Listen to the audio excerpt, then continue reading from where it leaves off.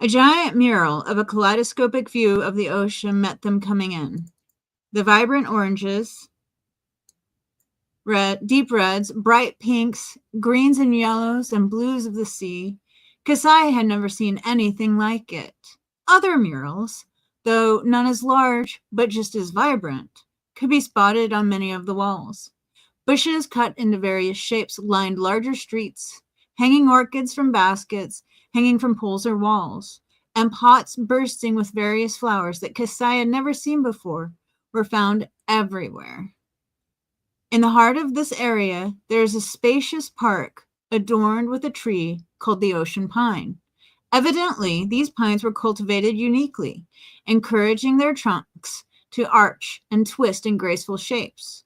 Moreover, some of these trees were adorned with hanging varieties of flowers that had been intentionally planted within the trunk itself, creating what Dorado called the hanging gardens. Greetings, Aetherlings and Inkblots. I'm Penelope Hartley, and you are watching Aether and Ink.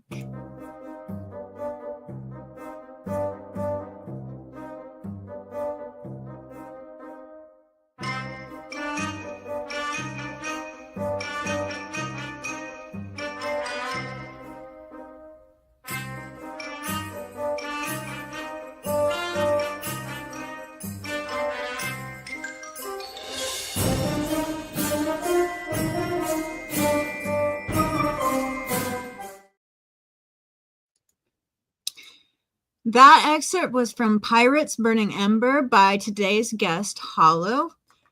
I'm going to bring Hollow up on stage in just a moment, but right now I'm going to read the blurb for Burning Ember. And it goes like this. In a distant future, where vast oceans dominate and piracy thrives, 17-year-old Kasai is cast out of his village after a storm and thrust into a perilous quest to find his missing father. As he unlocks latent powers and faces a relentless foe targeting his brother's family, Kasai must confront his limits and uncover the truth about his mysterious past. Please help me in welcoming Hollow to the stage. Hello, Hollow. Hey, guys. How are you doing today? Oh, pretty good. Good. We've got quite a show lined up for everybody today. I've been very excited all week about this interview, and we've gotten an opportunity to chat about some of our topics. How do you feel about it? I really like the questions. You sent me. Those were kind of they were partially expected, but at the same time, I liked having to think of how I might answer those. Yeah, I'm not a gotcha type person. Like, I'm not gonna, let's have something insane and off the cuff and put people in the position, because I would hate that. I'm such an introvert anyway. And if I know that I'm going to be expected to talk about something that like might be uncomfortable or might push my comfort boundaries in terms of being an introvert, or just like, whatever. I appreciate knowing what I'm going to be talking about beforehand. So I really wanted to do that for you. And because, this is one of the points of Aether and Ink is to have deeper conversations with writers and other artists. And of course, artists and writers gravitate towards exploring the more shadowy aspects of themselves. So I'm glad you like the questions. I liked writing the questions because I'm really excited to see what he says about this. But first, we're going to get started with what I like to call story sparks. A little bit goofy, a little bit of a warm up for the I have too many tabs open. I don't know where the music is coming from. You know that meme? That's my brain right now. Okay, here we go. So this is Story Spark for episode 4, the Pirates edition. And if you guys will notice, I did wear my piratey type earrings today. I am dressed for the show. I'm very excited. I have a confession. I used to dress up like a punk rock pirate for 3 Halloweens in a row when I was 8. That was my favorite thing in the world. So That was awesome. I love pirates. I love like seafaring adventures and things like that. So it was very much like, yeah, let's glam up for the show. Okay, anyway, Story Sparks, the Pirates edition. So I'm going to ask you, I'm going to list out, you've done Mad Libs before, right? It's kind of the same thing. Not really. I mean, I know about them, but I've never really done them. Okay, so it's going to be, I'm going to ask you like for a color or a household object or things like that. We're going to go through a list and then I'm going to go back and do a dramatic reading of of and the point is to like say whatever like impulsively comes to your mind. So I'm going to start with a color. Can you give me a color? Purple. Yeah. And a household object. A bowl. Bowl. Okay. An emotion. Sleepy. Type of ship. Galleon. All right. Clothing items, plural. Coping items. Clothing. Clothing items. Bandana. Okay. A size: small, medium, large, extra large, Medium. medium. And a type of animal. Type of animal. Leopard. Body part. Arm. Ooh, a gross action verb. Gross action verb? Yeah. Like icky or... Yeah, I just go with icky then. Icky, okay. And a type of food. Spaghetti. Spaghetti. Okay, we've gotten through paragraph 1. I've only got 2 more. Then I'm going to push you through, I promise. It'll be over soon. A temperature? Hot. Not a type of mythical creature. Phoenix. Job title. Writer. Type of fruit. Apple. All right. A mood. Annoyed. A ridiculous place name. Earlham. I saw that on a map once. I still laugh about it like 20 years later. There's a place in England in the 1600s, I think, maybe 1700s, called Scrooby. That's my Earlham, Scrooby. A texture. Rough. And a type of monster. Type of monster. Werewolf. Werewolf. Plural body parts. Eyes. Eyes. A weapon. Kukri. How do Kukri. Kukri. A kind of material, like a fabric. Silk. Silk. Chaotic action verb. Chaotic action. Flail. Adjective for weather. Adjective for weather. Sunny, breezy, mild, gross, rainy. I go with mild. Mild. Plural type of insect. Beetles. I spelled it like the band. Again, an age. Young. And a type of animal. Wolf. All right.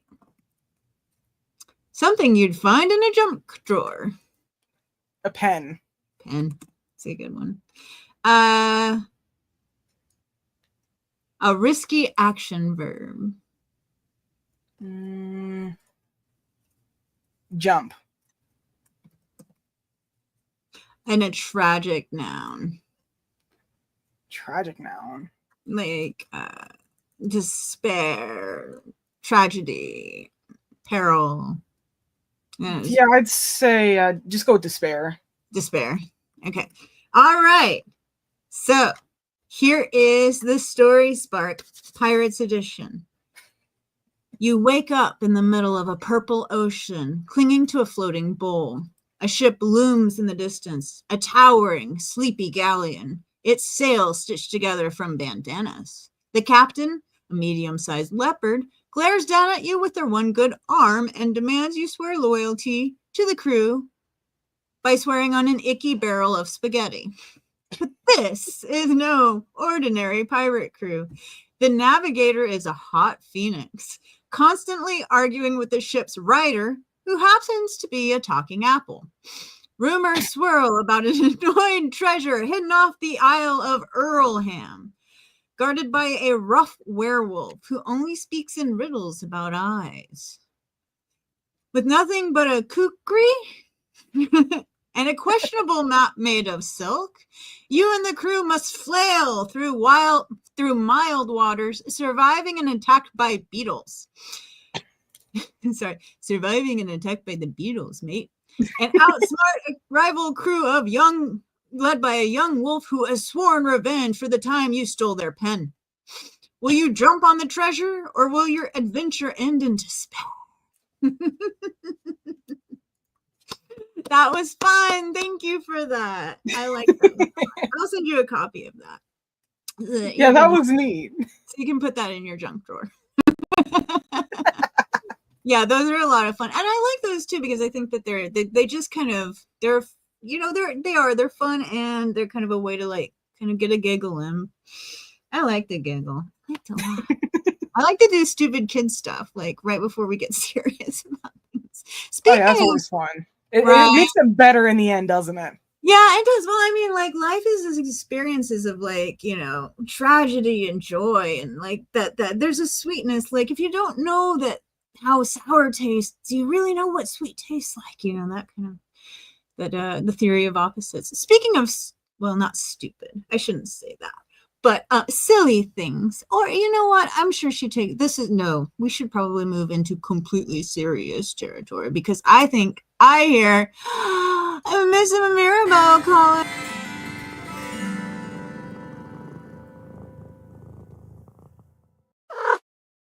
All right, Mirabelle. This week's guest is Hollow, and he writes these amazing adventure stories. Kind of dark, inspired. I don't know if we're going to have Miss Mirabelle on today, because that didn't sound like it had any. Did anybody else hear that? Anybody in the comments want to comment on whether or not they heard Miss Mirabelle? I can hear it. Could you hear it? Oh, okay, yeah. Never mind. And, well, pirates. Pirates, you say? Finally, a subject worthy of my attention. Swashbuckling, plundering, sailing the high seas. It's practically a metaphor for how I raid the kitchen every morning.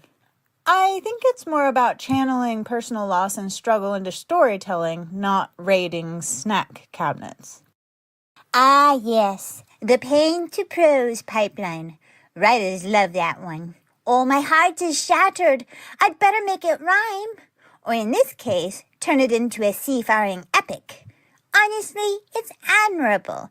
If cats were capable of such emotional introspection, the literary world wouldn't stand a chance. I'm pretty sure cats are just emotionally unavailable. How dare you? I'll have you know that every disdainful glance I've ever given you contains volumes of unspoken wisdom. You're just not ready to handle it. Right. So what advice would you give Hollow, then? Someone who's taken the darker parts of his life, grief, loss, transformation, and turned it into incredible stories. Easy. Tell him to remember this. Pain may be the wind in your sails, but it's the crew that gets you to the treasure. For every heart-wrenching personal struggle you pour into your work, you need characters, crew, if you will, who carry that weight with charm, humor, and a touch of the unexpected. That's actually not bad advice. And pirates always include a cat. Pirate captains are too proud to admit it, but every legendary ship has one. Keeps the rats in check, boosts morale, and looks devastatingly good in a tricorn hat. I'll be sure to mention that. See that you do. And remind Hollow, adventure isn't about finding the treasure. It's about who you become along the way. Oh, and if he needs a feline muse for his next book, I'll consider a cameo. For a fee. Your fee is literally just treats. Expensive treats.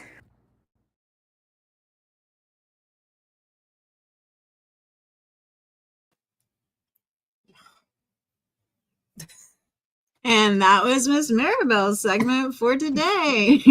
And excuse the new glasses. My old ones, very dirty. I like those. I like the red though. Yeah, cool. these are actually like migraine glasses. Are they? Okay. That's what I wondered. Plus, hilariously, I got these partially because one of my characters wears glasses similar to these. Oh, really? Okay. Yep. Well, I'll show you. You showed me yours, so I'm gonna show you mine. These are these are just cheap things that I got. I think they remind me of the 90s. Yeah, so I'm like really into them. But it does kind of have that old, like, I feel like the guy who counts all the treasure in the back of the ship should probably be wearing like glasses. Yeah, the treasure. Yeah, the treasure. Yeah, literally the treasure. So, all right. So I think that kind of sorts us out at the front end of everything. I am going to go ahead and start diving into the interview. Yeah. All right. Let me see if I can find my questions. Yes, I found them. Okay, good. So we'll begin at the beginning with what I have titled question number 1. Can you tell us about the moment, well, you know what, actually, before we even dive into this, let's talk a little bit about Pirates Burning Ember a little bit. Sure. I read the blurb and I read an excerpt from it, which was gorgeous, by the way. And so why don't you tell the audience a little bit about what the book is about and who some of the characters are? So the book actually started out hilariously as a comic. It was supposed to be a comic that I wanted to draw when I was a kid called Lockjaw, but for some reason it turned into this. But it started when I was about 11 or so, maybe about 12 when I started the first version of Pirates.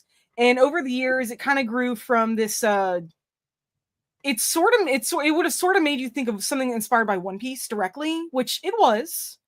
But then it kind of over time became its own thing. A lot of the so most of the characters that are in the book currently have actually survived since the first iteration, even if they've somewhat changed. Originally, there were 3 main characters. There was Kitty, there was Caitlin, and there was Thomas. Eventually, they became Kasai, Tomas, and Naomi. Which hilariously, Caitlin, she didn't really have much of a purpose in the first versions, but I didn't want to erase her. So eventually, she just ended up becoming Kasai's sister.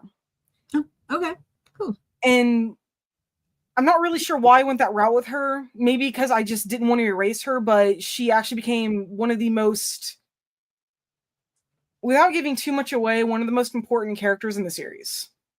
It's an interesting transformation from, I like this character and I don't quite know what to do with her and I don't want to get rid of her, to incredibly important towards that. What I'm assuming is the first book, 3 books altogether, at least. I'm sorry? There are 3 books at least. Yes, there are 3 books in the trilogy. There is Burning Ember, Shifting Flame, and Raging Inferno. Okay. And then there's the Glowing Timepiece, which is a novella that takes place between Shifting Flame and Raging Inferno. Okay. And then there is going to be a novella of short stories called Through Their Eyes, which is 5 stories, so 5 chapters each from each of the 3 books. Each chapter is from a different character's perspective for a section of the book. Oh, cool. For instance, the first chapter of the Burning Ember version of the Burning Ember chapters is from Kira's point of view, Kasai's mother, in the first chapter. I like that. I like that you kind of like, you've already, because you've published Pirates. Pirates is available now, and you have plans to plans to publish the following 2 and 2 novellas. And it feels like almost like, because I know that you have a background in writing fanfic, it's almost like you're writing fanfic about your own world, which is kind of a cool. I can see that. I could definitely see that. I think that's really neat. I found myself doing the same thing with like one of my beloved stories, because it's completed in itself as a single book, but I want to go back and talk about it more. So I'm like, I can write I did the same thing. I can write a novella about this and get another story out of it. So Yeah, I have to admit, when I was first designing Through Their Eyes, I didn't know exactly what direction I was going at first, but basically, the first chapter is from Kira's point of view when three men from the crew show up at her house unexpectedly, and she is pissed because Kasai's father hasn't been home since Kasai was 3, and he's about 18 he's about 17 at that time. Okay. And so she's just sitting there like, and he is in the harbor right now and didn't come see me himself. So she's not happy. And when Kasai shows up while they're there, she does not want him interacting with that life. Well, joke's on her because he ends up right in it. The next chapter is from Ox's point of view before they know he's human, because he's what's known as a true shapeshifter. He can shapeshift completely into an animal. Okay. The next one is from North's point of view, the navigator for the crew, and he gets really pissy with Kasai's father. I mean, it's like downright, how in the world did Kasai not hear them? The next one is from Brinar's point of view when they're on Witch Island. And then the last chapter is from Sonus's point of view at the end of the book. Oh, so I am like super eager to actually write those, but I need to finish Shipping Flame first. Right. Yeah, you've got to finish the main storyline before you dive off into the I had to do the same thing too. I love how it feels like and I've noticed that with people who have been thinking about their stories, and I've run across a few who've been like, I was 12, 13, 15 years old, and I started coming up with this idea for, who's this? Wait, we're having a cat cameo moment. Who is this? This is Nettle. She just started squeaking, so I thought she'd want some attention. Nettles. Hello, Nettles. Miss Mirabelle says hello. But I've noticed that people who have like written their stories when they were started out much younger, it goes through several iterations, and it's almost like, and I mean, there's a process of like the story that's in your head and being able to develop the skills necessary to get it on the page to your satisfaction, which is for a lot of people 20, even up to a 20-year process. Took me 19 years to get it published, so yeah, I mean, it takes a while, but it's like it's that passion project that you keep coming back to as well. And you've refined it over the years. Probably, I would say it's probably gone through several iterations in the past 19 years. It went through 13 versions. Wow. Okay. So you can tell though that you've thought a lot about this, because you're talking about what very much feels like in your head, in which you're conveying through the conversation and through your book, a complete world in of itself. It is. Yeah. And I feel like if I was to walk into this world and turn around the corner, like there would be another hallway there. It's not just like kind of a surface treatment of the world or the story itself. There's a lot of backstory. And I find this with gamers a lot too. Will really, which I know we can talk about that in a minute too, which really flesh out their stories really well. So, I mean, you're not just like, this is buying a copy of Pirates Burning Ember is purchasing a ticket to a different world is what it seems like to me. It is purchasing a ticket into the future.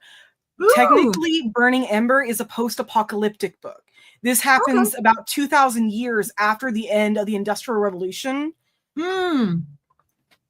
All thanks to basically the world just going crazy, flooding, and for lack of a better name, the last of humanity ended up on arcs that ended up going out into the world in an effort to survive. Only 22 of the 34 arcs actually survived.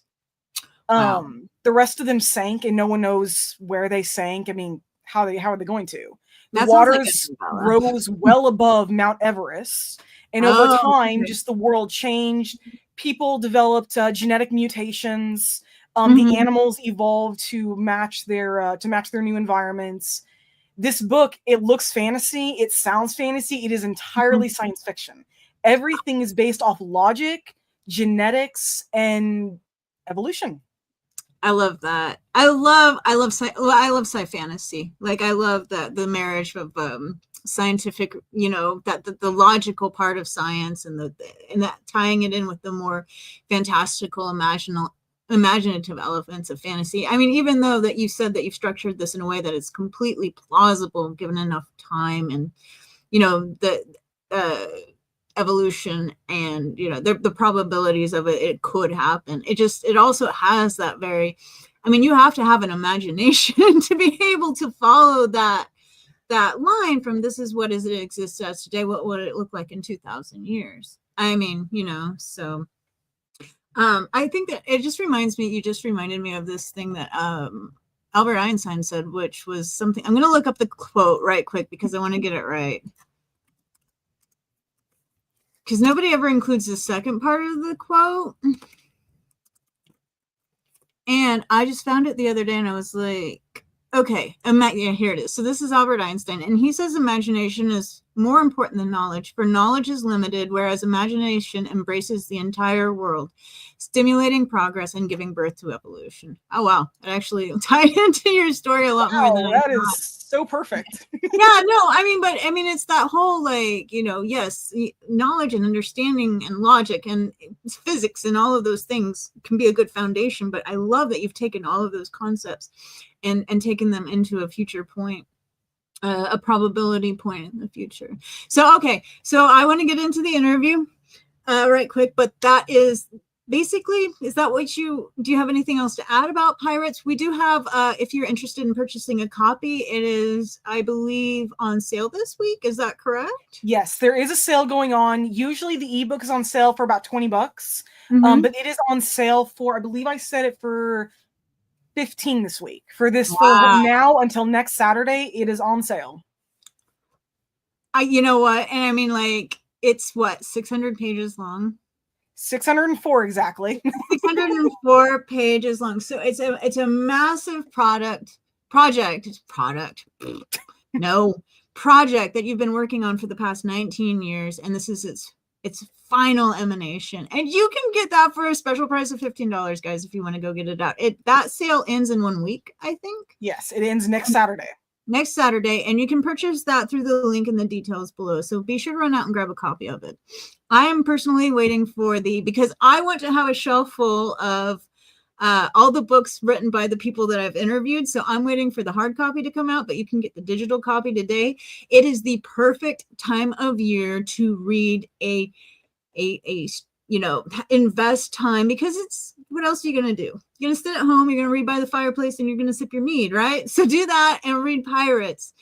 And it's just the fabulous time of year for it. I personally cannot wait to dive into this adventure story. Okay, that being said, hopefully the physical copies will be ready by the end of this month. There was just an issue when I designed the cover, and going back through the book, I'm actually going ahead and fixing a few minor edits. Oh yeah, there's not a lot. I mean, the book's pretty good. It's just I noticed a few things here or there where I just missed a letter, or in one case I used the wrong word because somehow it typed wrong. You know what? I did that today when I told you this was going to be at 2 Central.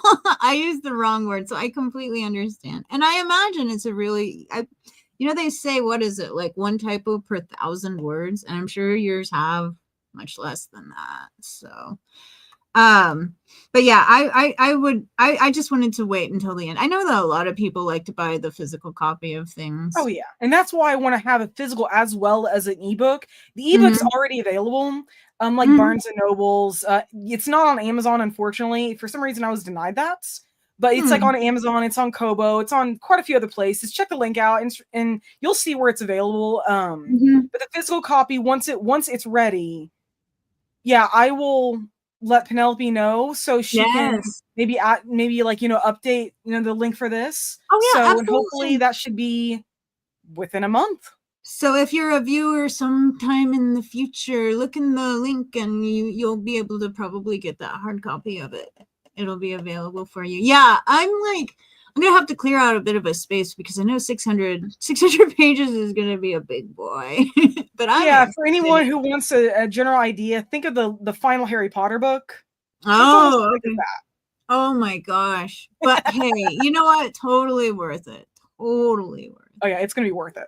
Yeah, and I'm excited. I think that for fans that get invested in these more like complicated, interesting, character-driven adventure pieces or any sort of like sci-fi or fantasy, I think that one of the things that happens is like you like it's like is the story going to continue on, or is it going to be like Gur Martin where like are we getting the Winds of Winter anytime soon? So Oh my God, please, yes. may we have another?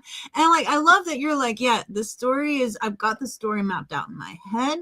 I'm ready to get it on paper. As you get it on paper, because that's a process in itself.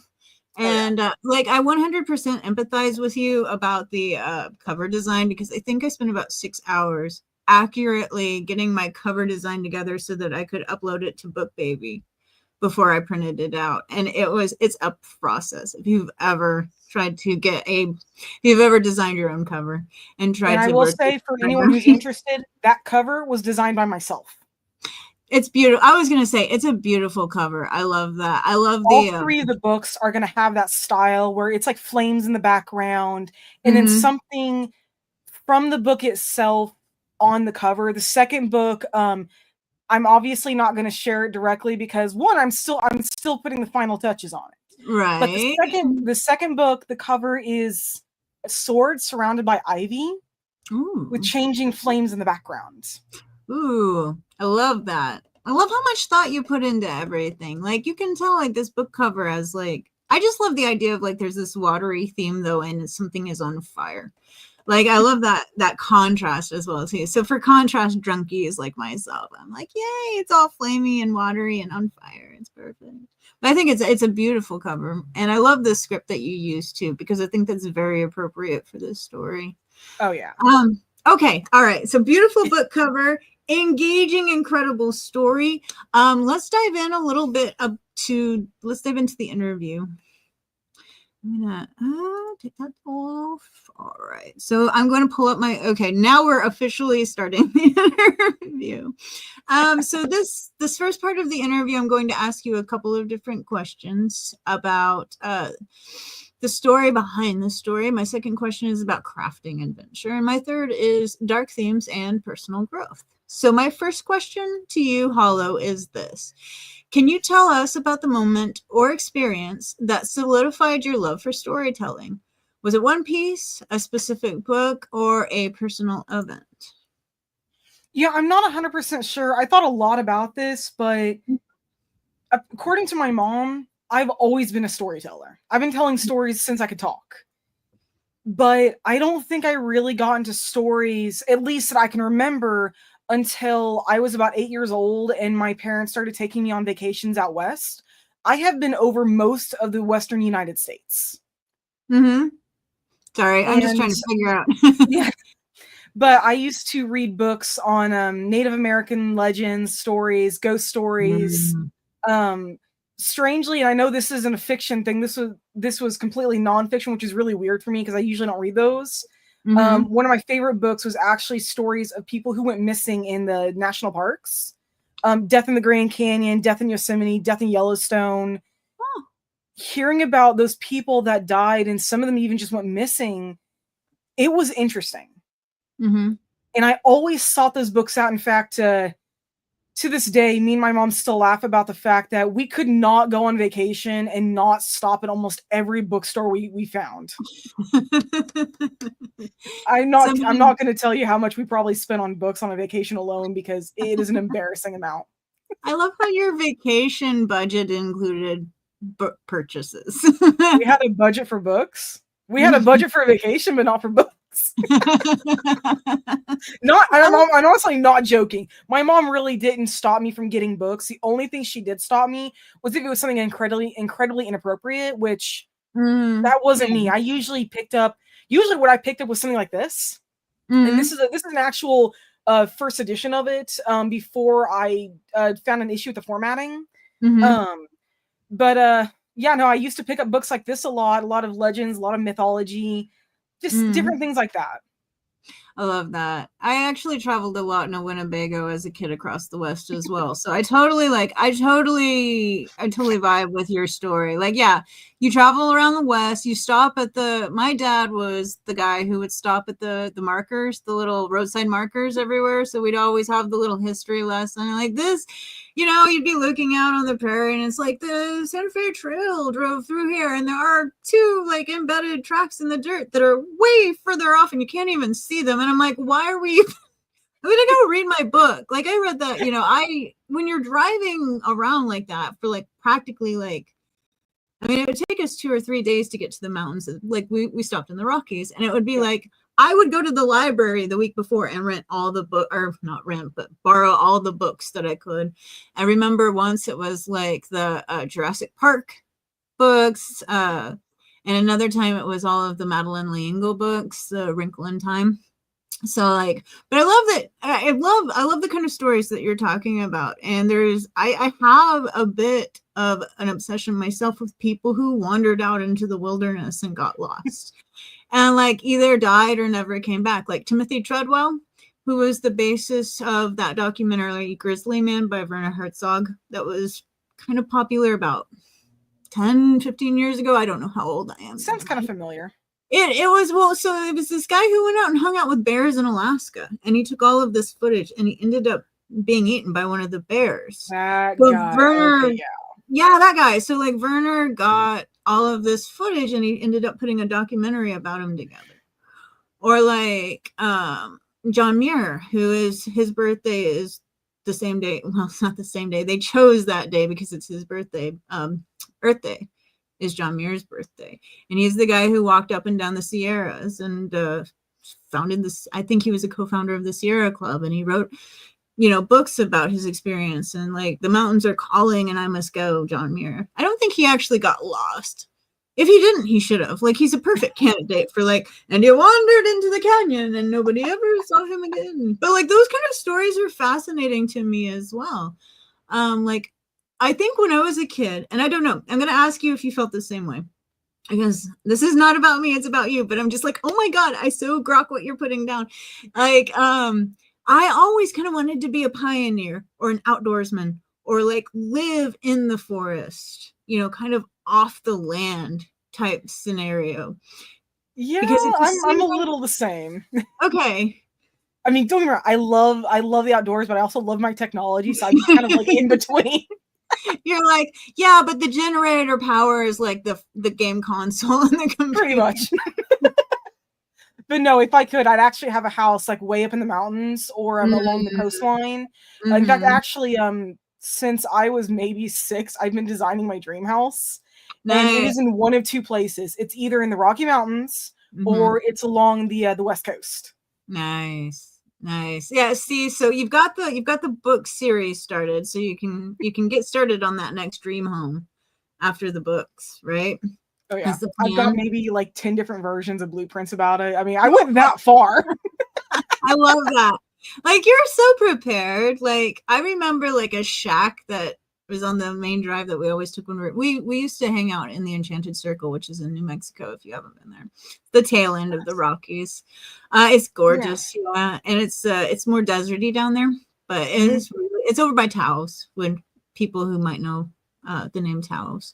There's this old shack, and I always like, wanted to like move into the shack, like literally just the shack, and like hang out with a can of beans and like see what happened out there. And it's like, I mean, at 6, you're like at least smart enough to start drawing blueprints for an actual house. And I'm like, nah, I'm just going to hang out in the shack with whatever animals show up, which are going to be vicious. I mean, hey, I was a weird kid, so. I was too. Hey, but weird kids are the best, though. Weird kids are obviously the best. We're all secretly weird children here. We're all. Yeah, but then there's weird where nobody knows it, and there's weird where everyone knows it. Right. I was the one where everyone knew it, and I was even bullied for it, which I hate so much. But at the same time, it's like, if I hadn't been so weird, would I even be here today? Yeah, I mean, like, obviously, I think that a lot of times it's like being weird is just being who you are. And like, there's so many kind of like the mentality of children that think that I don't even think that it's like something we're born with. I think that they pick up bullying from their parents or bullying from like the need to fit in or whatever. I think that if they were just left alone, we'd all be freaking weirdos, honestly, because we'd all be Probably. more individualistic. But there's this like idea about like, I'm an anti-conformist. I've always been like, there's no need for me to feel obligated to fit in anybody else's stupid box. Yeah. And yeah, so I think that's why a lot of kids who kind of stand up for themselves in that way get bullied. And it's really unfortunate because you not only have this insanely cool like weirdness going on, you're made to feel bad for it. And I think that turns into like I mean, we're both writers, and we've both had to probably at some point deal with the detrimental effects of being bullied, and we both decided the writing was more important. It was more important to be the artist that we are rather than to fit in, I think. Mm-hmm. So, I think that's actually why I focused so much on writing in high school. mhm. I mean, if you ask any of the people that I knew in high school, I bet you money that all of them would probably say, "Oh yeah, no, Soul used to be sitting on his laptop writing all the time." My teachers would say that, my classmates would say that, the few friends I had would say that. Nice. Everyone knew me as the person who wrote a lot, and No. I never tried to hide it. I made it very clear that I loved writing. In fact, actually, last summer, I actually saw one of my classmates, and I asked if she remembered because I had just released Pirates, and I asked if she remembered the story that I was writing back in high school, and she's like, "Yeah," and I'm like, "It actually just published," Oh my and God. she did not look that surprised. All right. Yeah. Well, yeah, we were waiting for it to drop. No She lie. probably, yeah, I mean, she probably was expecting that at some point I'd have something published. That's great though. I mean, like that you stood firm with it, and you're like, I don't have time for you jerks. I'm gonna write instead. And everybody knows that you're the writer. Like they all, I love that. They're like, somewhere in the future, Hollow is going to be like publishing a book. And it's Yep. going to be, Yeah, and it's everyone going knew to me be, as the person who could sing and the person who could write, and that was about it. you're a bard. Yeah, basically. You're a bard. I'm an avant bard myself. Okay, next question. Crafting adventure. Okay, and we've talked about, I love adventure novels. You love adventure novels. Let's talk about adventure. Adventure novels thrive on larger than life moments. To try to think about, I always like default to Indiana Jones, who could be very melodramatic and very like cinematography was like boop, boop, and it would be very like the dramatic in the rain. This belongs in a museum. Like even if the moments are kind of not even like a huge part of the story, there's just this drama around them. Yep. So how do you balance epic high stakes action with more grounded personal themes in your work? You know, I'm actually going to give credit to Ichiro Oda for that. Anybody who knows One Piece knows that he has these awesome epic fights that Luffy goes through. And then he has these heartbreaking backstories where we all hate him because they're written so ungodly well. I mean, it is the last one that we still have not gotten anime. We have to wait till April for that. Was Bartholomew Kuma's backstory, and it is beyond heartbreaking. Every tragic backstory just gets worse every time. But I grew up reading One Piece, and I grew up reading the Bloody Jack series by L.A. Meyer. And both of those series, they had these really epic moments where you got these really cool showdowns of some kind, but then you've got these really cool character arcs, these character development moments, and so those were just kind of natural for me. I naturally gravitated towards stuff that balanced all of that. So I think a lot of that is just simply I was able to balance that because of what I was familiar with reading. And not only that, but I have put a lot of effort into my work. I mean, obviously, yeah, I mean, I've got 5 books for the Pirates series overall, right? With the trilogy being like the crown jewel of that. And I've got multiple other books in the works right now, and I put my heart into every single one of those because I want people to know that, yeah, there's going to be these awesome moments where people are going to be running for their lives. They're going to be fighting. They're going to be having some kind of epic moment that is not about the character themselves, but about what they're doing. And then 3 pages later, it's going to be like, holy shit, how do we get this deep? I love doing that because to me that signifies character growth, character development. It's all interconnected. You cannot have one without the other, and the deeper you go, the better it is. It's interesting. I kind of like to summarize what you're saying here by saying it seems like that you can't really have one without the other, right? So Indiana Jones never grows as a character. He's always the professor. This belongs in the museum. He never actually changes that much. He just goes out on adventures. But what you're saying is the experiences that your characters have drive their character growth. So it's the epic moments that actually like make or break a character or influence the decisions that they're going to make in the future. So you almost can't, you can do Indiana Jones, which is, you know, a fun Saturday morning cartoon romp. But like for you obviously need to have something, explore character dynamics a little bit more deeply than that. For every for every moment in Pirates that's small, just maybe funny, a little humorous, little just fun, there's a moment that matches it. Then for every epicness, there is a character development that goes right along with it. In fact, there is one moment that I loved writing because everyone knows what, hopefully everyone knows, if they've reached this point, knows what it's like being 17. Kasai is a 17-year-old who just thinks he knows better and literally gets put in his place. So he has this moment of, you know what? Screw you all. I'm going to do this. And then the moment happens and he's like, oh, fuck. That's so, that reminded me of Carton. Screw you guys, I'm going home. But then he actually has some character growth and development, which is totally out of character for Cartman. I love that too. But it sounds like you've got a really nice, like there's a lot of different personalities in your book. Do you know how many characters you have? Don't ask me that. Okay, sorry. But no, I have a list. So for anyone who purchases my book, there is actually a glossary that lists all the like even minor characters that appear more than like a few times. So Nakan, Dev, Rai, all of those characters do appear enough that I can mention their names. And all of those are listed in the book. Okay.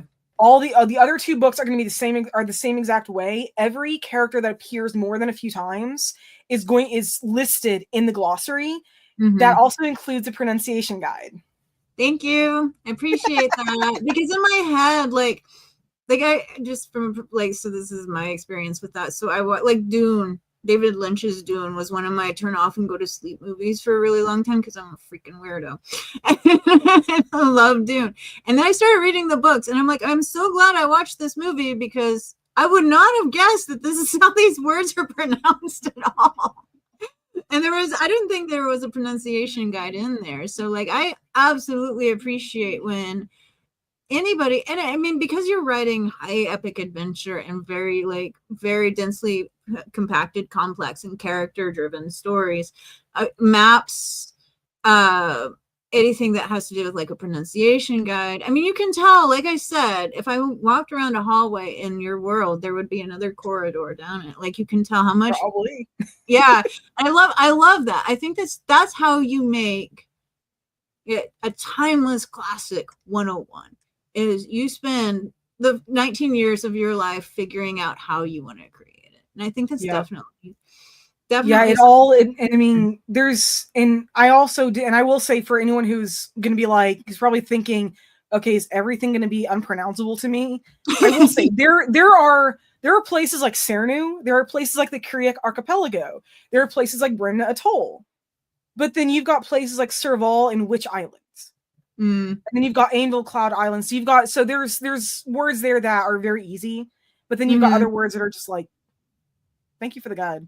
Yeah. Well, I mean, the reason I know how to say Kasai is because I've heard you say Kasai's name a million times. So like, I mean, that's the other thing is like watching interviews like these and watching anything that you put out there about the book. So you know how to pronounce the words. So one of the other reasons why I like having excerpts, which we will get treated to a couple of excerpts from the at the end of the show of Pirates. But one of the reasons that I like hearing writers read their own work because they know the cadence of the character that they're speaking and they know how to pronounce the character's name. And I think that it's just really beautiful when writers read their own work, because you get almost like it's the first megaphone, it's the next step from mind into reality. So that's why I like to have writers read their excerpts, because I just think it's so much more like reading. I picked that up from reading poetry, because I'd read a poem and I'd butcher it in my head.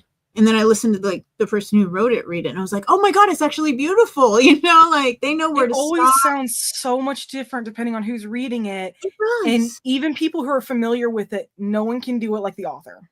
I absolutely. And that's for agree. everything. So if you're an author out there wondering if you should be reading your work aloud, yes, for two reasons. One, you should be reading it while you're editing. Towards the end of your proof, yes, because you can hear so many more problems when you're actually reading it aloud. And two, get yourself out there, put some excerpts out there on the YouTubes, let people know how it sounds. I think that's really important for promoting yourself as a writer. Okay, so moving right along to the next question. We've got about an hour left, so I'm going to pick up the pace just a little bit. So this is question number 3, dark themes and personal growth. You've mentioned darker topics influenced your writing, like your parents' divorce and your father's passing. How do these personal experiences shape the emotional tone of your stories? For one, they give me actual emotions to build off of. I have bad experiences in my past, so I can understand, even if not like personally, like I've never been deathly ill like Kasai was when he got into the expanse. I have never been shoved to the edge of death way more times than I'd like to admit. Which Kasai unfortunately goes through that a lot in the first book. But I've had enough emotional moments that I understand what it's like to feel despair. I understand what it's like to feel helpless. I understand what it's like to feel like you're going to lose everything. And those moments, like there's no divorce in this per se, but Kasai's father left when he was 3. Kasai grew up without his father. My parents divorced when I was about 10. So I only saw my dad like once a week, and then every other weekend, and then like 2 weeks in the summer. So I understood to a point what it was like being separated from my father.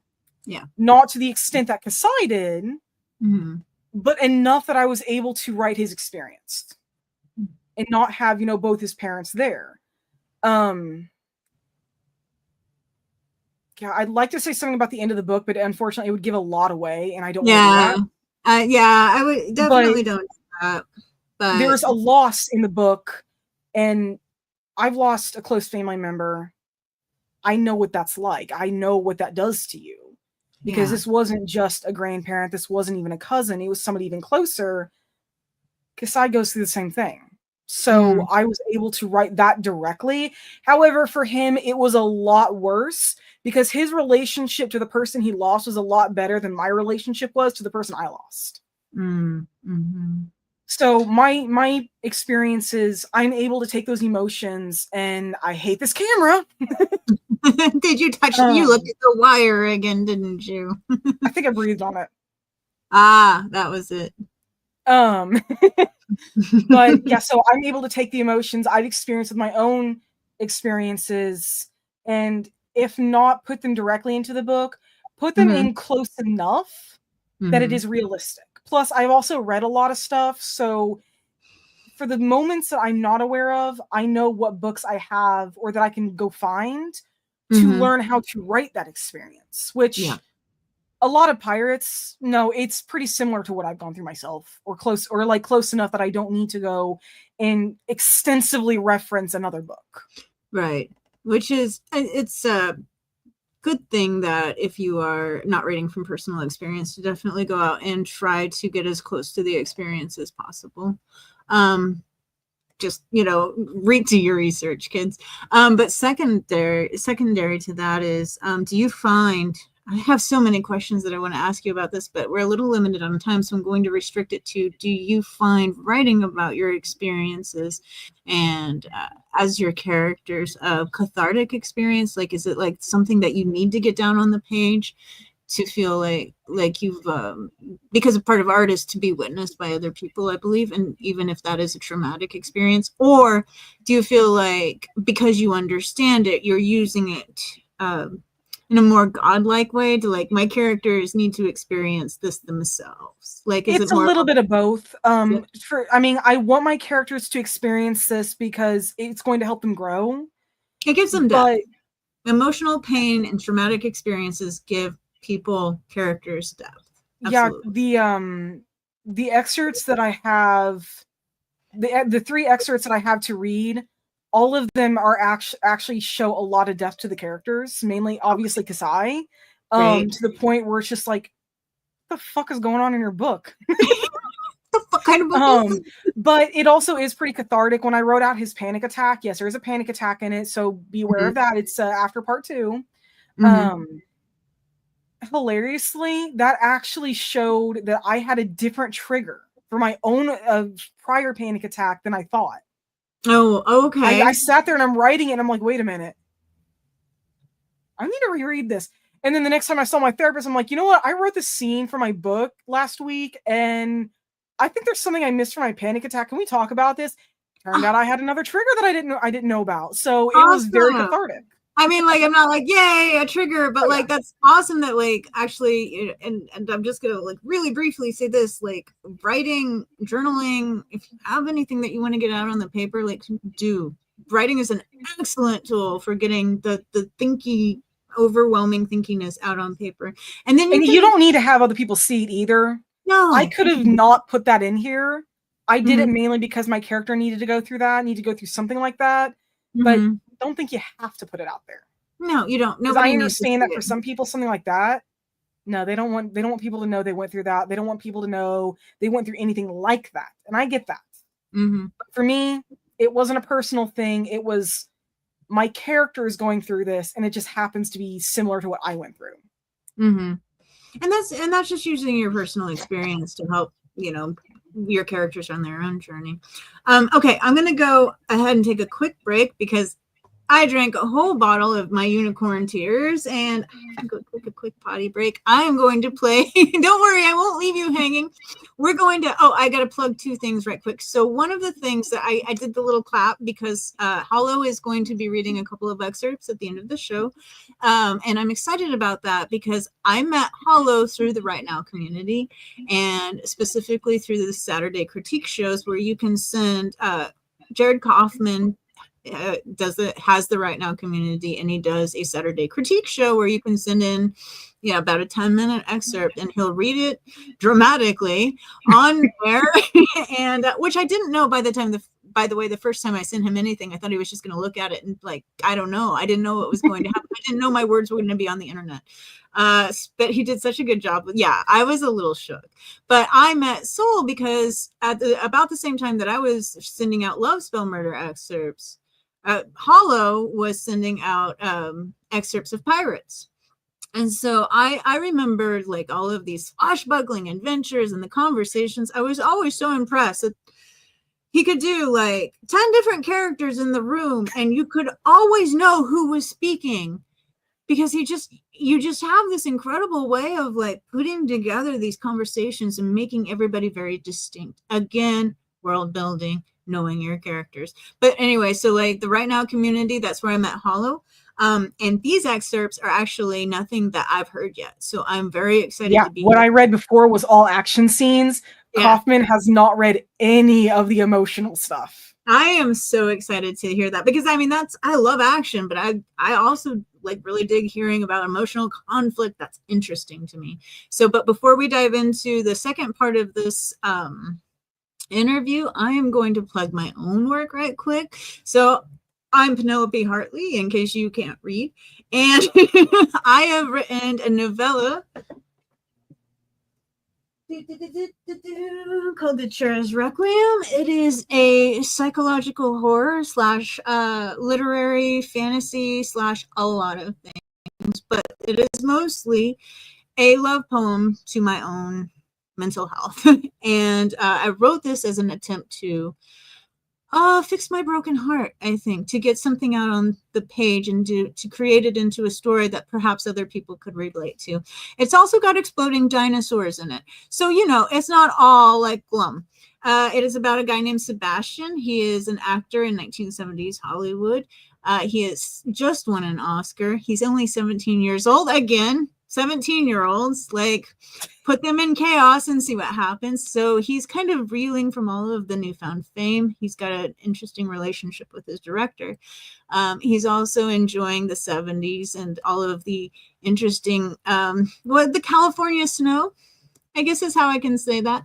But he starts having hallucinations of two entities. One, a shadow monster he calls the Contagion, and the other is of a young girl he calls Ophelia, who is experiencing some of the same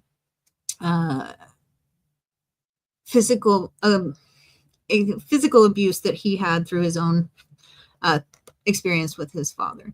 And so he takes it upon himself to try to save Ophelia while at the same time being tormented by his own guilt and the Contagion. So that's my book. I'm going to play the trailer for it right quick and go relieve myself of all the unicorn tears I've just imbibed. And then we will be back for part 2 of the interview.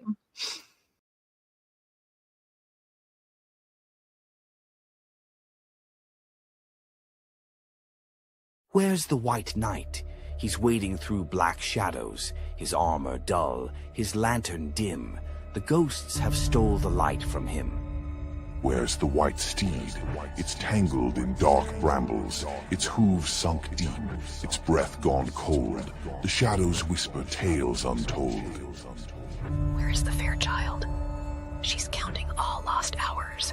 Her hands are stained with midnight's hue. The clock strikes 12. What will she do?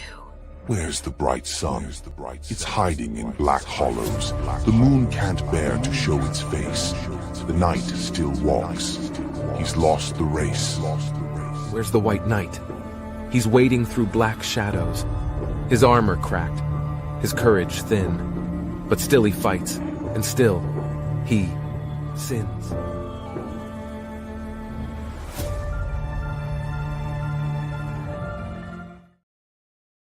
Where's the White Knight? So you've already seen that. You don't need to see that again.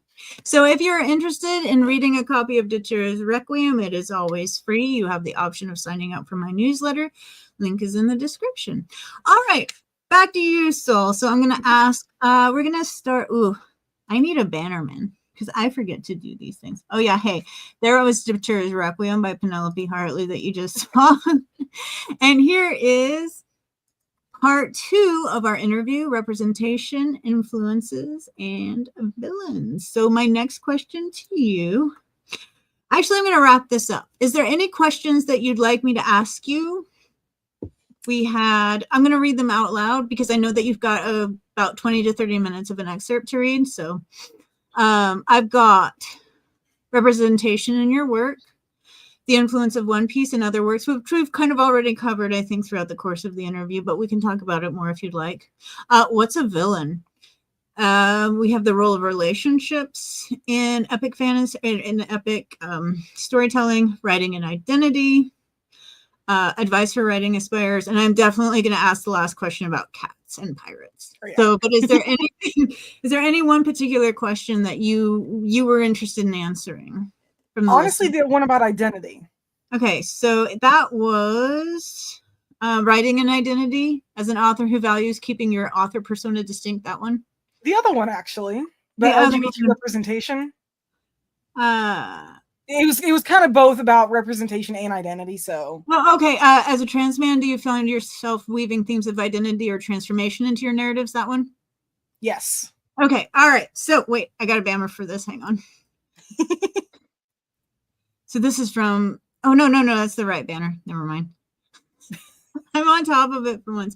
Okay, so we're going to ask one more question, and then I'm going to ask you the other fun question, and then we're going to walk right into an excerpt. Okay. Or two, or I don't know. I'm just happy that there are excerpts happening. Representation in your work. As a trans man, do you find yourself weaving themes of identity or transformation into your narratives? And how do your characters reflect parts of yourself or your journey? Well, for anyone who wants an LGBT main character, Kasai is transgender. Hilariously, Kasai started out as a girl named Kitty, which do not ask me why I went with that name. In fact, it actually became my nickname from my best friend in high school. She still calls me that. Which, I mean, hey, I'm not going to complain. I like it. But so Kitty eventually turned into Kasai. So Kasai is canonically and developmentally a transgender male. In fact, the second book actually goes a lot deeper into. So in the first book, Kasai's physical identity and gender identity, all that, it doesn't really come into play. It's not until the second book that it actually happens, that you actually get to hear more about it. Because for those who are unaware, some transgender people take medication to make their bodies feel to make them feel better about the physically. Like myself, I can't wait to start hormones. Because so it's the hormones, right? Because what? I'm sorry. Because I want facial hair. You want facial hair? Yeah, I noticed that about you, and I'm like, he looks good in facial hair. Is that one of Kasai in the story, canonically, he actually came out, I think like 5 or so years before the story started. So about the beginning of puberty. He already had something called a body port, which is kind of like a medical device that I had to design this myself. It's based off real medical devices, but it kind of clamps around a major vein, and it has a port that sticks out of his hip and kind of is attached to his skin, and it's kind of smooth. And it has a little valve where anything can be anything like an IV or a shot can be given through it without him actually having to get something stuck through his skin. That actually gets damaged in the second book, and it changes his powers. Oh, that entire thing for the second book is actually a euphemism for what happens when transgender people are forced off their medications. Oh, interesting. His powers are very I know a lot of people who read it, I'm expecting at least a few people are going to be like, you know what? He's overpowered. He's God powered. No, he's not.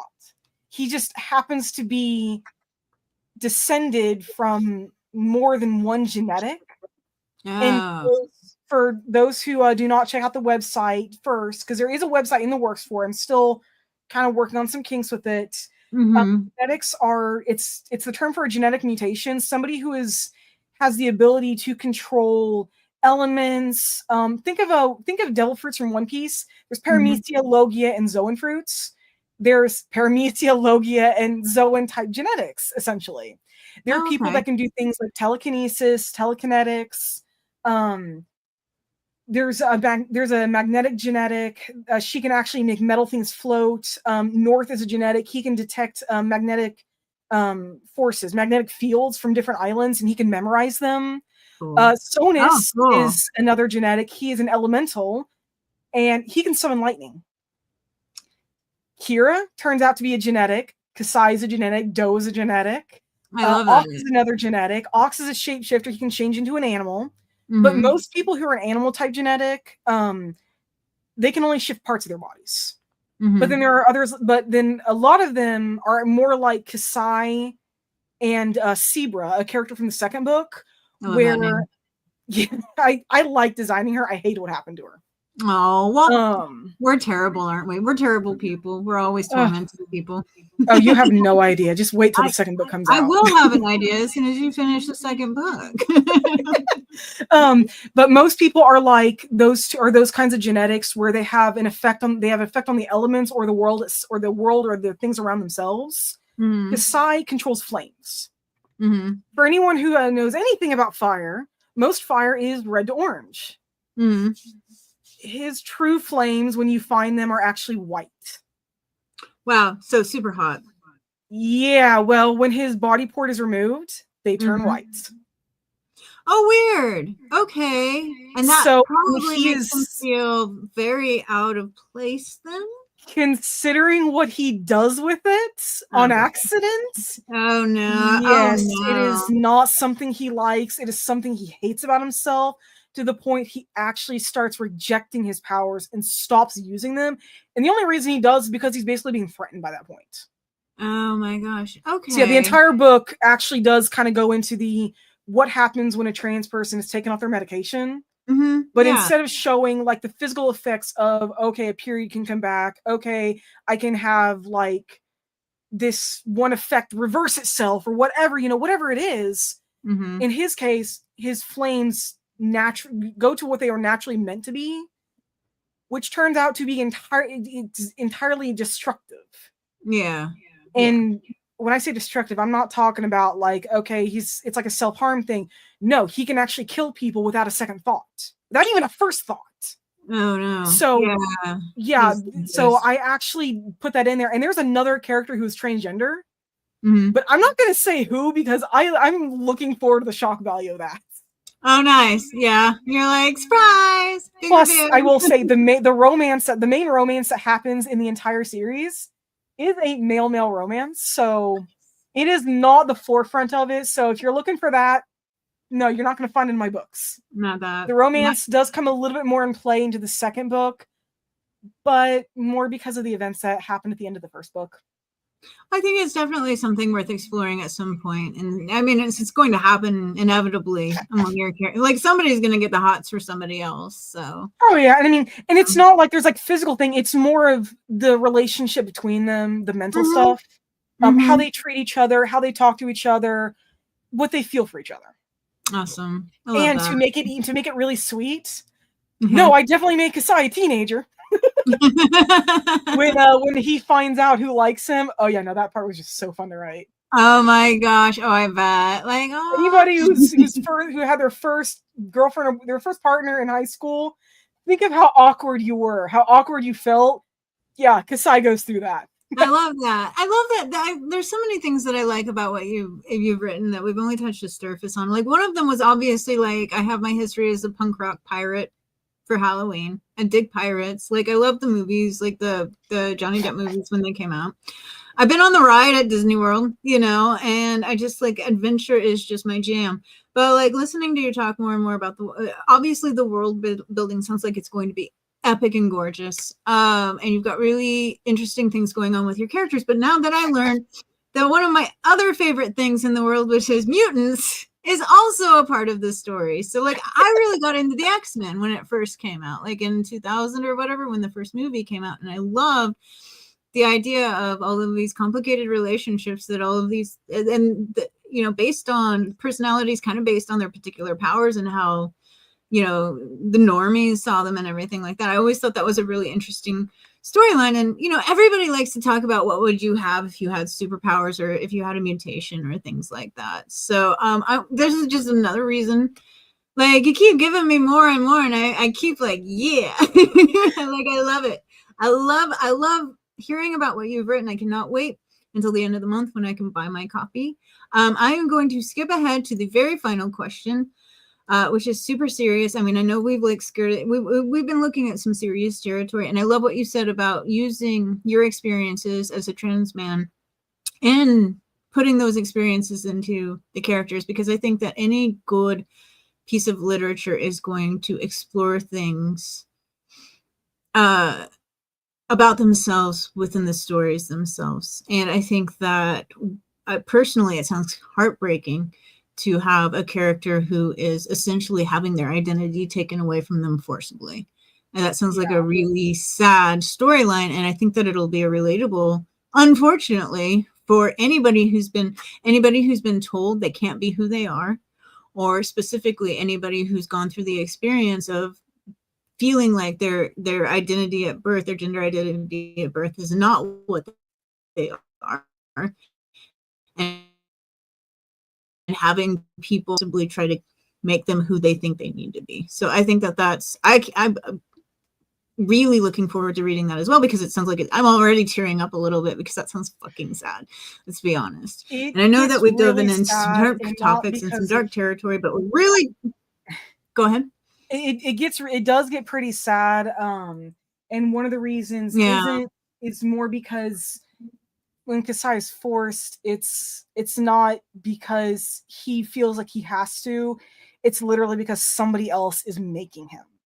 And honestly, so far of the antagonists that I have designed, Ironwood Thukuli is my favorite. Really? Because the guy is a sadistic bastard and I hated writing him, but he turned out so good. Oh, there's and we missed that question on villains, so I'll have to have you back on this show so that we can finish up the questions, and then we can talk more about mutations and genetics and things like that next February on Aether and Ink. But no, I think that we missed that question on villains, but like the best villains are the absolute, like people who you relate to how evil they are, and I think that almost everybody can say they relate to be treated unjustly. And I think that what your situation is like it's very unjust for anybody to want to do that, and you have to have a really vile personality to want to force that on anybody. Hey, speaking of, he is right on time. Is Crow a boy or a girl? I guess I never asked. Crow is a boy. Boy. Okay. So lastly, for my last serious question. If you were building a pirate crew with animal sidekicks, what role would your cat Crow play on the ship and why? What do you think you'd be, baby? That's Crow himself. Crow is just like, no. Knowing him, provided he wasn't terrified out of his mind about being outside, he freaks out if he goes out. Oh, he's a spoiled indoor baby. I love him more. Oh, that's an understatement. And yet my other boy demands on being outside. But no, Crow, he would probably be like a cook or a musician or something. Something really easygoing, something that who everyone loves because what they do is essential. Oh, look at him. He's such a ham. I can't even get my cat to come in when come say hi to your fans. And she's like, meow, Crow's just a little ham. Yeah, and Crow's just like, I'll do it, no problem. He's adorable. I love that. So, and I guess my follow-up question to that is, if you could do any role, perform any role on the ship, would you be the captain? Would you be the cook? Would you be navigator? The navigator. There's no question about that. I would be the navigator. That makes I love learning about navigation, and I really think that had I been born in like the golden age of piracy, that is probably what I would have done. Really? God forbid I be a gunner's mate, but my God, put me with the charts, put me with the navigation, and no, you're never gonna get lost. Never gonna get lost. No, you know what? If I ever get a ship, I'm calling you first so that you can help me steer the damn thing. Tell me which way to go. I always need a navigator because I insist on driving because I don't trust anybody but me driving. But I always need somebody to tell me which direction to go, and preferably like before the turn. I hate it when people are like, yeah, turn was back there. And it's like terrible navigators, right? Like, who needs them? Anyway, I hate to ask you to put Crow down, but I was looking forward to a couple excerpts. Do you think he'd forgive me if I... I have it up on my computer so he can stay in my lap. He can stay in your lap. Okay, so what I'm going to do is that I am going to pull up. Also, I will say this for people who are interested in like my book and stuff. Yeah, absolutely. This is actually one of the inspirations for one of the characters. Red-haired Shanks was actually the direct inspiration for the original iterations of Sonus. Oh, cool! He's got that same kind of vibe. So anybody who likes Shanks is gonna like Sonus.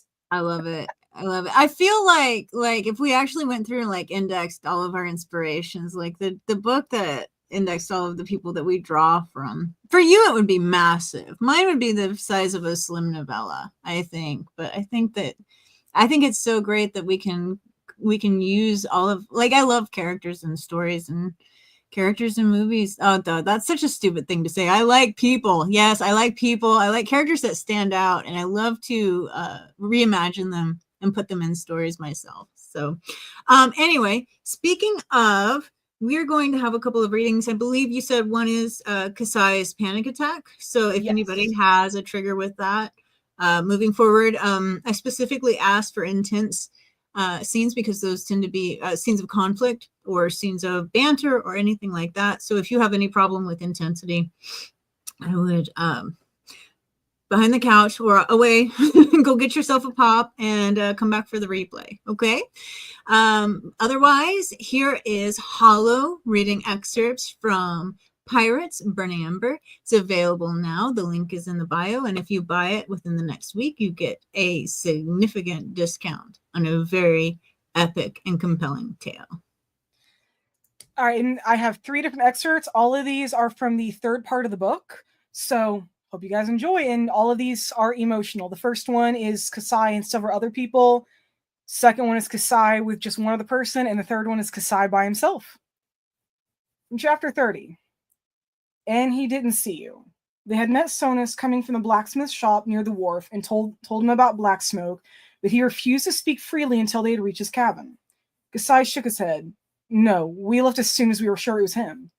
Gore sighed, leaning back against the wall stiffly. If he sees us, this will mean a fight. North nodded in agreement. We need to leave immediately. From the faraway look in his eyes, Kasai could tell he was already plotting how to move the sails to increase their speed. Sonus shook his head with a frown.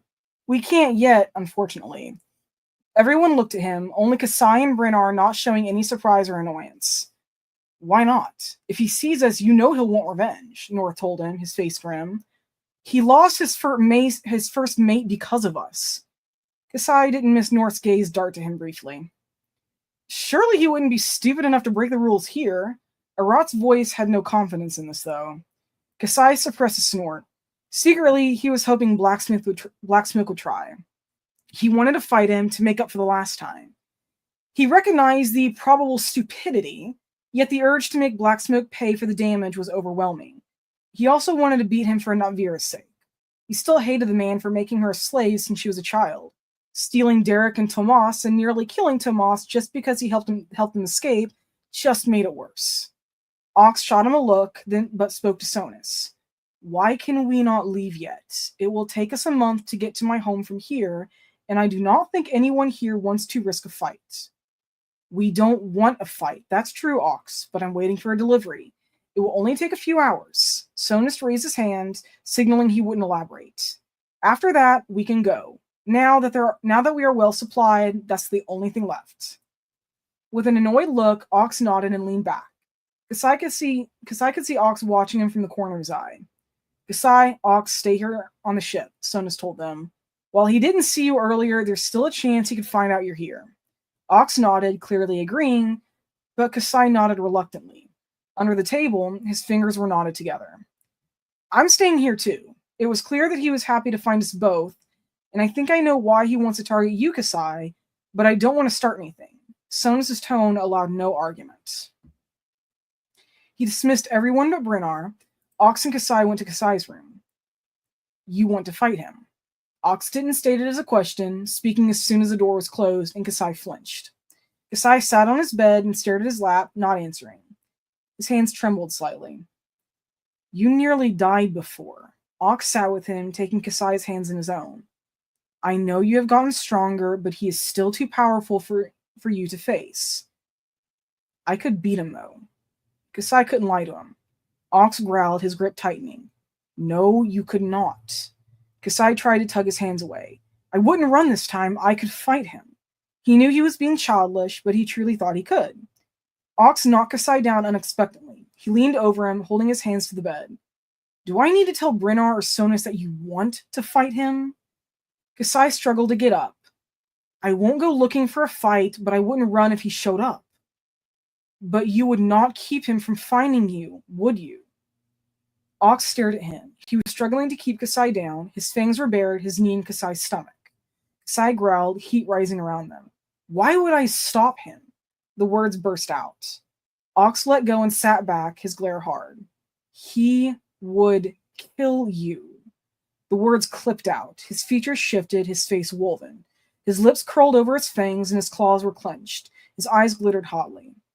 Kasai sat up and curled into the corner, hiding his face and muffling his voice. You don't know that. Ox's face returned to human and he let out a deep sigh. No, I do not. He closed his eyes. But do you truly want to risk great injury right now? His tone had softened, but become pained.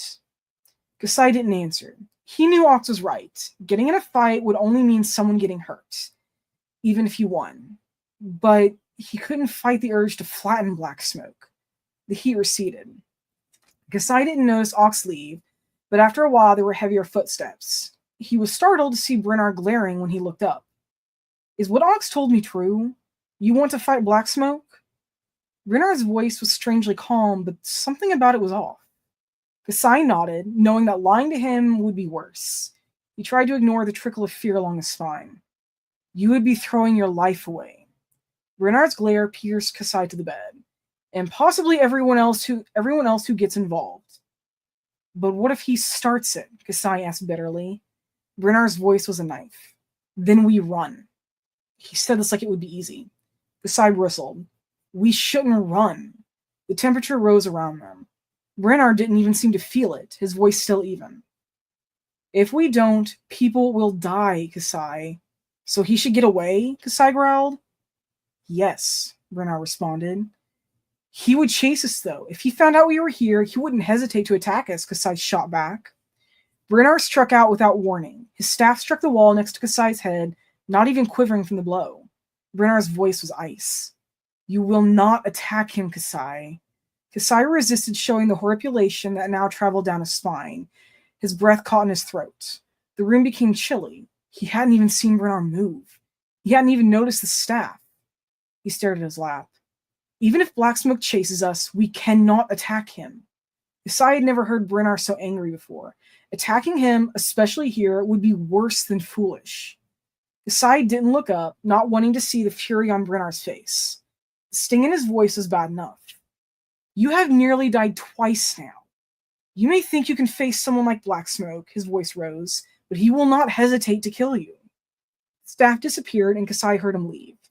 He didn't move from his spot, but he felt his entire body shudder. But for once, he was more afraid of Brennar than he was even of Black Smoke. The next part is chapter 32. This is the panic attack, so if this is triggering, I would ignore this part. Kasai let out a frustrated growl, the surrounding heat flaring briefly. Easy, Kasai. He's only trying to help. Brennar laid his hand on Kasai's shoulder heavily, then turned to the doctor. Is that all you can suggest? The doctor nodded heavily. I cannot think of anything else you could do. Maybe the hospital in Serenu could help, but we get our medicines from them or send them what we have. Kasai tensed. Last time he could see Ox, 5 days ago, there had been IV tubes in both arms, 3 separate monitors set up, and a breathing tube down his throat. Brennar had helped with the initial care, but then he had to return to the ship to treat the remaining injuries there. Brennar kept his tight grip on Kasai. What if we brought him back to his people? Their form of medicine, it's different from ours. Do you know where he's from? The doctor looked surprised, but not the way Brennar or Kasai expected. Yes, we were actually returning him home when... Brennar's voice trailed off. The doctor raised his eyebrow, but thankfully didn't ask about the incident. Sonus had fended off the authorities, clarifying that they only defended themselves against a random attack. That his crew had fired no shots toward the harbor helped. Kasai's fist clenched as he thought about Black Smoke's escape. He used his haze to cause enough confusion that no one saw where he went. Kasai's lip twitched. I know how close they are, and it might be worth the risk. If nothing else, you can... Brennar cut the doctor off with a wave of his hand, cutting a worried glance at Kasai. Kasai could hardly hear them over his increasing heartbeat. The heat flared out, but stuttered, growing cold after a moment. Can 2 of your people transport him to our ship this evening? I'll send 2 of our men to help. Brennar kept an eye on Kasai from the corner of his eye. Kasai felt his gaze like a physical weight. The doctor nodded. If that is what you wish to do, then yes. Do you have the right equipment? And he will need around-the-clock care. You won't be able to leave him alone unless you have the same equipment we do. Even then, only for short periods of time. I don't think that will be an issue, Brennar said gruffly. Kasai couldn't resist any longer. Can I see him? The doctor shook his head sympathetically. It's better if you don't. Kasai nodded, but he heard the bleakness in his voice. His breath caught in his chest painfully. The doctor headed inside after a quick nod to them, avoiding Kasai's eyes. Brennar stayed close to Kasai as they walked back to the ship. It was quiet for a few moments, The hammers from the repairers in the harbor were the only sounds above the people milling about the streets. Orders for more stone or tile, people calling out when they found something in the wreckage, a child cried over her ruined doll. Everything seemed muted to Kasai's ears. I see you're not limping anymore, Brennar said after a few minutes. His voice was careful, the glances he kept shooting all but hidden. Kasai grunted in response. The pain in his legs wasn't bad, thankfully. He had limped for a few days, but now the only concern was his chest. The stitches bugged him, but he was used to that at this point. He tried not to chafe at Brennar's tone. You did well in that fight. Better than we thought, Brennar said, pausing briefly to watch someone haul stone into a house. I'm sorry we didn't have more faith in you. The apology caught Kasai off guard for a second. He flinched as he remembered his flames clashing with Black Smoke's smoke sword. He'd woken up crying from the nightmares each night since then. He shook his head, grimacing at the pain. I could have done better. He clenched his jaw at the thought of hitting Black Smoke again. I'm sure you could have, Brennar started, but Black Smoke was stronger too. He paused. A cart passed them, stone and crete bricks stacked inside. His determination was stronger than we expected. Kasai swallowed a growl. The image of Ox dangling over the water played in his head, and he flexed his fist. Brennar gazed at him, frowning. Kasai. He placed his hand on Kasai's shoulder, forcing him to a stop. Kasai tried not to glare. Right now, you need to forget what happened during that fight. Brennar had guessed what was going on in his head. You need to focus on recovering, and after tonight, getting Ox home. His voice was unusually gentle. Kasai shrugged him off. How can I forget that, Brennar? His voice came out roughly. Brennar said nothing, his eyebrows raised. How can I just forget him doing that to Ox? Kasai unconsciously reached up, placing his hand over the scar that lay over his heart now. It throbbed against his hand. Brennar led him to where a tree cast some shade and motioned to the ground, sitting. Kasai sank against the tree, his head between his knees. Have you been having nightmares? Brennar asked quietly. When Kasai nodded, he sighed. About the fight? Another nod. Kasai's body shuddered as he let out a sob. I keep replaying him hanging over the water. The surrounding air cooled almost drastically. Kasai could feel Brennar's gaze on him. I keep hearing his whimpers in my head. Kasai choked out between gasping breaths. His chest burned, and he could barely focus on anything but the images in his head. A crease formed on Brennar's forehead, but he said nothing. I keep thinking about him in the hospital, his entire body shuddering and jerking. He pressed his knees so hard against his chest it hurt, but he didn't react to the pain. His breath came in a shuddering gasp now. Brennar watched silently, his hand lifted as if to reach out, but he let it drop. His brows lowered, his gaze careful. Kasai just sobbed against his knees. A few people passing by looked at him in sympathy. Brennar waited until Kasai had calmed down and folded his hands in his lap. I'm going to put you on a sedative at night for a while. Kasai's head jerked up, but Brennar held up a hand. Not permanently, just while you heal. It's just to help you sleep, and I think it might help with your nightmares. Kasai sat up, his head down. He didn't want to see the concern in Brennar's eyes. They didn't work last time. Why would they work now? Notes of bitterness and fear crept into his voice, past the bleakness he felt. Brennar looked a little surprised. You should have told me. I could have tried something else. Kasai didn't respond. He felt like if he opened his mouth, he would scream or cry or something. Brennar eyed him for a moment, his brow furrowed. They turned to the sound of shifting sand. Sona stood there. Is everything okay here? He looked alarmed. Kasai wondered how much he had seen. Or heard. Brennar shook his head slightly. I need you to send 2 men to the hospital. We're going to take Ox home. Kasai tensed up at Brennar's tone. Not Tomas, however. I need him on the ship for now. Kasai didn't miss the swift glance Brennar shot at him. Sonus nodded and knelt next to Kasai. I'd like you to get some sleep if you can when we get back. It's going to be a while before Ox gets here. I'd like to see you rest before then. He stood and held out his hand. Kasai looked away, but accepted the help getting up, hugging his arms to his chest. He saw Sonus and Brennar exchange a worried look, but the 3 men headed back to the ship without another word. This last part is from a little further into the story, chapter 35. This is just between Kasai and something he finds. Brenner wasn't in here for once, but Kasai barely noticed when he spotted the ink crest lit up. Sitting down, he picked up the speaker. The woman who spoke had a better grasp on his language than the healer he had met. Kasai, Ox woke 3 days ago, asked for you, elders agreed to mating. Kasai smiled to himself at this. While he and Ox hadn't talked about being mated, he knew Ox wanted that and he didn't mind it himself. He felt a pang as he remembered Edon, but shook his head. If Ox had been interested in her, they wouldn't have agreed. When returned, elders want you to join tribe in ceremony. She sounded hesitant, though Kasai didn't think it was due to not knowing how to speak. Kasai sighed inwardly. It's not that he didn't want that, at least eventually, but there were other things he needed to do. For one, Naomi was still missing. Doe hadn't found her yet, and Kasai knew that by now he would have looked. Another, he still needed to find his father. While that hadn't been a focus for a while, he had lost any leads. He didn't think anyone on the crew would answer his questions, especially after Brenner had snapped at him the last time. Sonus always brushed it off, North didn't seem to know her well enough, and of course, Gore was dead. Arad had never mentioned her either. Ox said bracelet finished when you return, she continued. When 3 moons done, return. The crystal went dull. Kasai sat back, thinking aloud. I'm not even sure I want to join, at least yet. He drummed his fingers on the table. But at least Ox is awake. This cheered him. It sounded like Ox was recovering. He wondered if Ox had been shocked to wake up in his home and wondered what the elders and healer had told him.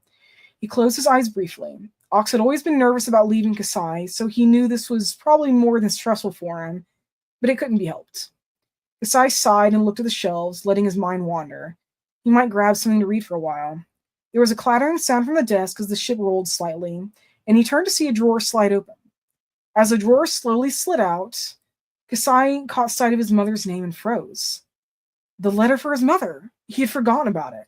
He paused, his heart thudding, and cast a quick look at the door. It was firmly shut, and no footsteps could be heard from the hallway. He hesitated. Brenner rarely left his study for long, unless someone was sick. But he shoved the worry away. He carefully pulled it out, unable to resist any longer. Internally, Kasai fought with himself. Brenner had seemed pleased when Kasai hadn't read it and locked it away afterwards. The few times Kasai had seen him put something in this drawer, he was always careful to lock it back. The seal was broken. Someone had read it at some point, and put it back in there, maybe even recently. He knew he should put it back, but his curiosity was too great. He carefully unfolded the letter and read, Kira, I am sorry it has been so long since we last talked, or even heard from one another. I regret so much, but hopefully this letter helps. I am here in the harbor, and I've seen the village you picked out so many years ago has hardly changed. Our children must be happy here. I think I would be too, if only she were not following me. I still live in fear of her, and sometimes she gets close, but so far she has yet to catch me. I know this will come as a shock, but I think I have evaded her well enough that I may be able to leave the crew and come home. Maybe not today, but I think I can stay long enough to see everyone, at least for an hour. Meet me under the bent palas on the beach at sunrise, alone. I look forward to seeing you, Doe, and especially Cassie soon. With love. It took everything Kasai had to fold the letter back up and place it carefully in the drawer. He closed it gently, his heart loud enough to deafen everything around him, and looked at the door. It was still closed. As quickly as he dared, he went to his room, trying to control his breathing. His father had been at the harbor. He felt his heart stop, and Brennar had brought him the letter. This meant that his father may even be someone on this ship. His chest began to hurt, and he let out the breath he was holding, his heart thudding like a hammer now. The name at the bottom was smudged terribly, completely illegible, but that didn't dampen his excitement and fear. He steadied himself against a wall, his breathing coming in quick pants now. He shut his eyes tight, thinking. He thought about each of the men that had been on the crew when he joined. Apart from Dev, who he knew from Cloud Village, and Gore, who he had learned was married with kids from the southwest-western region, it could be anyone. He immediately dismissed Brennar. He had loved someone years ago and had a daughter with her. While that didn't mean he couldn't be Brennar's son, he didn't think it was likely since Brennar had told him Kira was pregnant when they met. Plus, Brennar was so much older than her. That and he knew he and Doe had the same father. Naomi shared that too, but he thought he would have remembered Brennar if it had been him. Between his looks and his temper, he was a hard man to dismiss or forget, and he looked nothing like any of them. Sonus? Kasai didn't think so. Of everyone in the crew, he was one of the few who didn't seem interested in women or even men. He knew Kira and had been friends with her for a long time, but he had never sounded interested in her outside of that. And when they would have been old enough to have kids, it sounded like he'd been gone a lot. North just seemed too young, unless he was older than he looked, but he had never mentioned knowing Kira himself, except for meeting her the day before she died. Plus, from the one night that Kasai spotted him in Serenu, he was pretty sure North preferred men. Arat was old enough, but he had never mentioned Kira either except for knowing her through Sonus, and Kasai was pretty sure he had been at sea his entire life. Not that it meant anything. And I lost it. He had mentioned that he had a fling with someone years ago, but he never elaborated. There were other men on the crew, of course, too, but Kasai barely knew most of them since he had been hanging with Ox almost since he had joined them. And Kasai remembered with a pang that the seven that had died on the Expanse, and 2 others that had died in the last fight with Black Smoke. None of them, from what little he knew, had been with Sonus longer than a decade, maybe 15 years at most, so he highly doubted it was any of them. A knock on his door made him jump so hard he fell, but he picked himself up quickly as Brennar opened the door. "Did you hear the message?" He looked distracted, his gaze unfocused. Kasai nodded quickly. "Yes." He was afraid to speak too much, thinking his voice would give away something was, well, not wrong, but off. Brennar nodded and closed the door, heading for his study. He hadn't even noticed how agitated Kasai was. Kasai let out a shaky breath and lay in bed, trying to calm his racing heart. And there is that.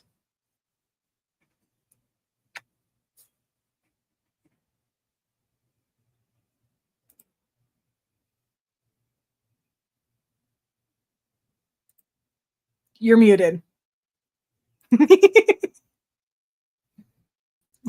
I was just going to say that I'm always impressed with like your skill as a writer, and being able to use that to make these incredibly I mean, like the scope of your books and the scope of what you've written is just like beyond. I write like things that are barely over a novella, so for me as a writer, I'm like, you can keep so many complicated things straight that. And I didn't even have a story Bible for this one. Yeah, no, oh my God. Yeah, I work without that too. I didn't even know that they existed until I started doing internet writing stuffs. And suddenly, like, everybody's like, oh yeah. I was like, I thought you just had to keep it all in your brain. So like I feel, for my little bit longer than novella books, I can't imagine you keeping an entire 600 pages and oodles of characters and plot points. Like, you've obviously been going over this for a while. Like, it is I imagine like how, how walls of like sacred places, like people will put their hand on it and they'll rub the wall, or they'll pat the cat on the statue on the head or whatever. And it just like, you can see that there have been so many people that have touched that. I feel like your book is like that. Like, it's been worn smooth by the number of times you've gone over it, like, and been crafted to almost nigh perfection based on like your standards. And I don't know, I'm a big fan. I cannot wait to read Pirates Burning Ember, which is out now. For the next week, you get it for the discounted price of $15.99. Yes. And after that, it goes back up to, it's still discounted at $20. It is 600 pages of seafaring shenanigans and high adventure. No, that sounds like stoner. No, not that kind of high adventure. I would describe it as high seas adventure in a post-apocalyptic world with people who are mutants. I love it. Go out. Shut up and take my money. All right. Thank you very much for everybody who's shown up. And for those of you catching out on the podcast, thanks for tuning in.